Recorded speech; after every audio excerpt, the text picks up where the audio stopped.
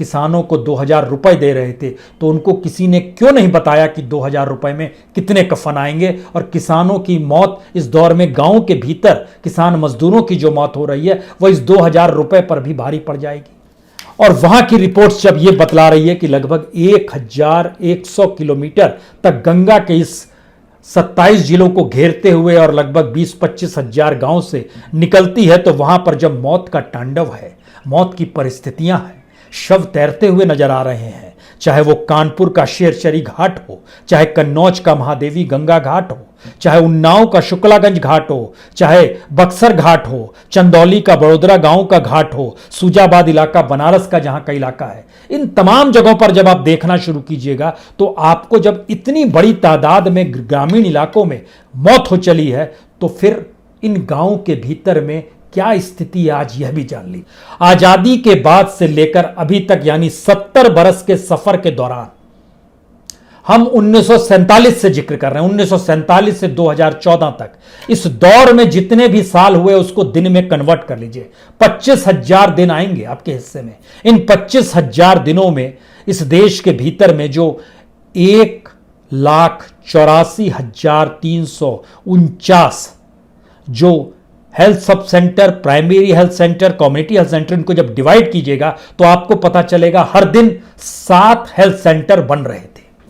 मौजूदा वक्त में जब आइएगा तो इन्होंने जो हेल्थ सेंटर बनाए हैं, इनकी कुल संख्या जो निकल कर आती है, इन्होंने जो चीजें बढ़ाई है वह लगभग 4,238 बनाई है और दिन मिले हैं 2,190, यानी प्रतिदिन 2 भी नहीं, यानी आजादी के बाद से अभी तक का एवरेज और इस 6 बरस का एवरेज।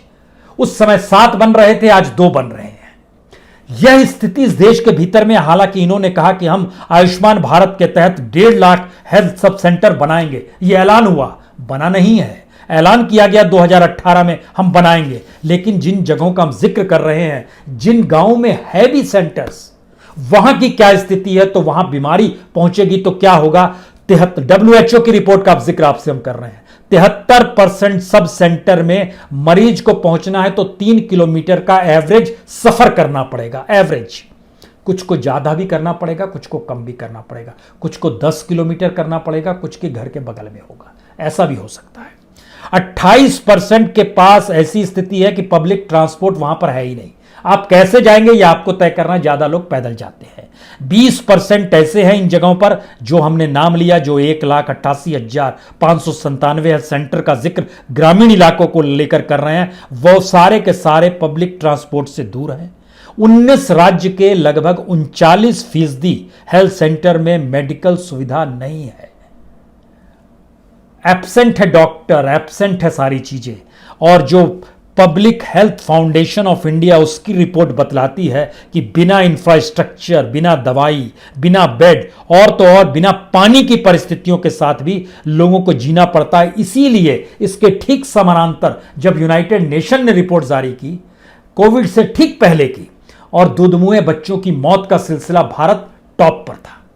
क्यों टॉप पर था? क्योंकि ग्रामीण इलाकों में हेल्थ सर्विस नहीं है। उन्होंने बताया कि अस्पताल तक पहुंचने का साधन नहीं, इलाज तुरंत मिला नहीं, कोई इंफ्रास्ट्रक्चर इलाज का था नहीं, इसीलिए 7,21,000 दूधमुहे बच्चों ने कोविड से ठीक पहले के बरस में, जो 2018-19 का साल था, उसमें दम तोड़ दिया।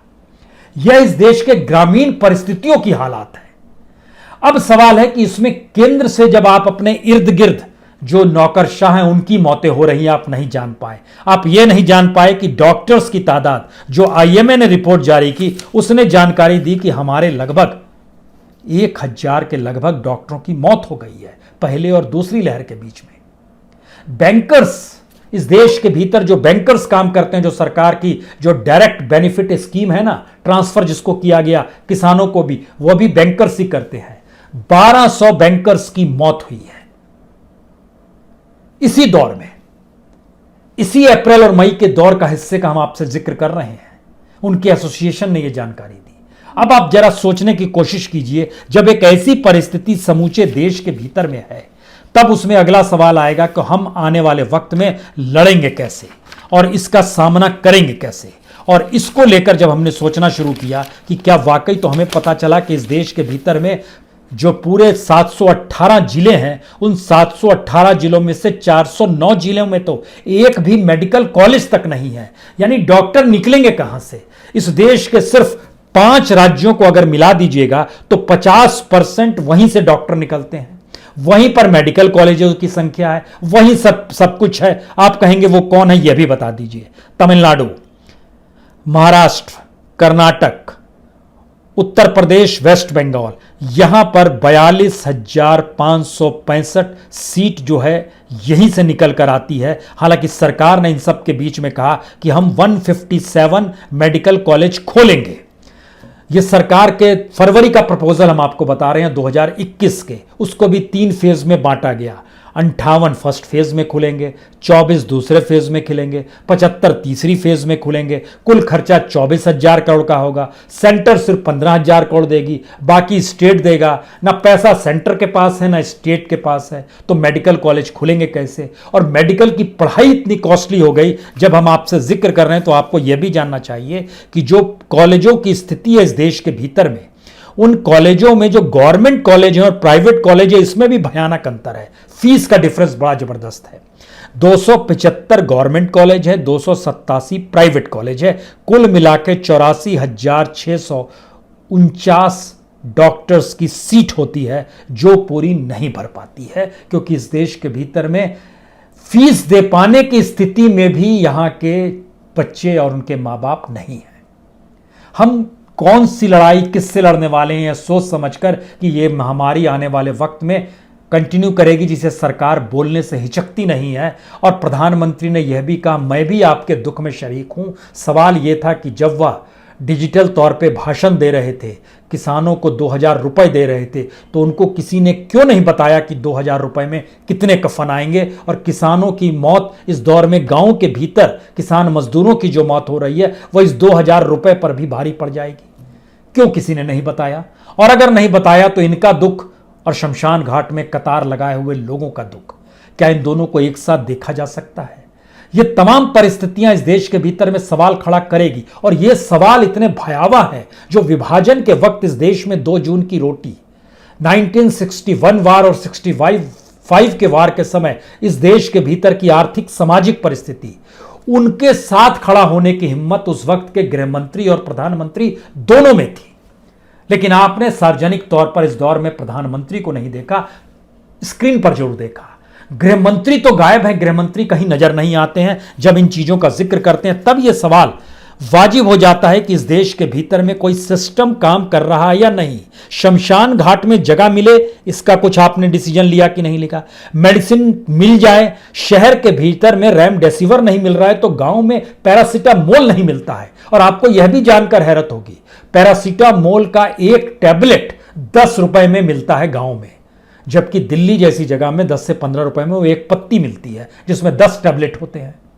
अब आप कल्पना शुरू कीजिए कि जो भी दवाई उपलब्ध होनी चाहिए, जो न्यूनतम जरूरत, पैरासीटामोल, क्रोसिन हम कह रहे हैं, 10 रुपए में एक टैबलेट ग्रामीण इलाकों में मिल रहा है। क्योंकि ये जानकारी आई कि इस टैबलेट को खाते रहिए, जिससे कुछ चीजें ठीक रहेंगी, आपको फीवर नहीं होगा, फीवर होगा तो उससे बचिएगा, बॉडी एक कम होगा। और यही दवाई एकमात्र है जो कि साइड इफेक्ट्स नहीं करेगी।